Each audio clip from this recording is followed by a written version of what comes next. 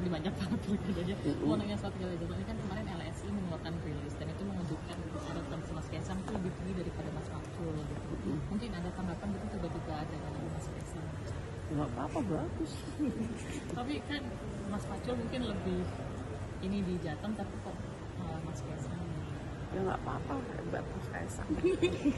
itu mungkin dipertimbangkan nggak sih Iya Mas dong, Kaisang? menjadi salah satu pertimbangan kita. Itu jadi kesimpulannya dari berbagai simulasi itu sekali lagi, baik dia berupa simulasi satu nama, mulai dari banyak nama sampai ke dua nama, ya, banyak nama, enam nama, empat nama, tiga nama, dua nama itu terlihat secara umum belum ada calon yang betul-betul unggul secara dominan. Kemudian belum ada juga pasangan yang unggul secara signifikan berhadapan dengan pasangan lainnya, terutama kalau yang menjadi nomor satu adalah Ahmad Lutfi, Bambang Wuryanto, atau apa namanya, atau Kaisang Pangarep atau Taj Yassin Maimun. Nah, pertanyaannya adalah bagaimana kita memahami peta itu? Salah satu alasan mengapa petanya seperti itu adalah karena popularitas alasannya.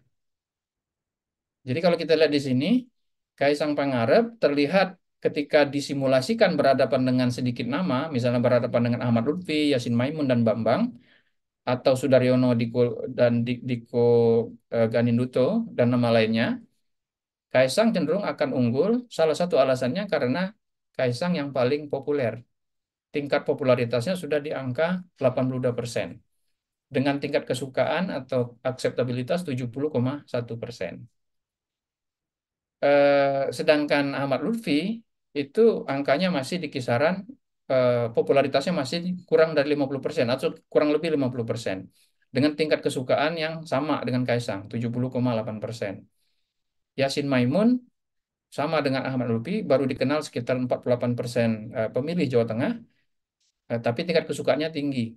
Demikian juga dengan Bambang Wuryanto, tingkat popularitasnya masih bahkan di bawah 40%. Jadi salah satu alasan kenapa yang unggul hanya tiga nama di atas misalnya. Kalau tiga nama di atas itu pertama karena popularitas. Popularitasnya paling unggul ada Kaisang. Tapi kenapa Ahmad Lutfi dan Yasin Maimun cenderung unggul dibanding yang lain, misalnya dibanding Bambang? Itu eh, jawabannya karena selain popularitas adalah soal juga tingkat kedisukaan yang lebih tinggi. Misalnya kalau kita bandingkan Yasin Maimun lawan Bambang, itu cenderung Yasin Maimun yang akan lebih unggul. Kenapa? Karena popularitasnya lebih tinggi, tingkat kedisukaannya juga lebih tinggi.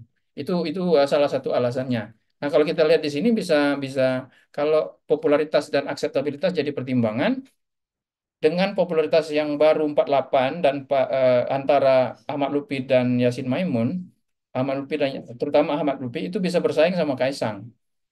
Kalau kita asumsikan Ahmad Lutfi bertambah popularitasnya sama dengan Kaisang, eh, ada kemungkinan Ahmad Lutfi punya kesempatan untuk lebih unggul dari Kaisang, misalnya gitu. Itu alasan pertama yang bisa terdeteksi dari survei ini.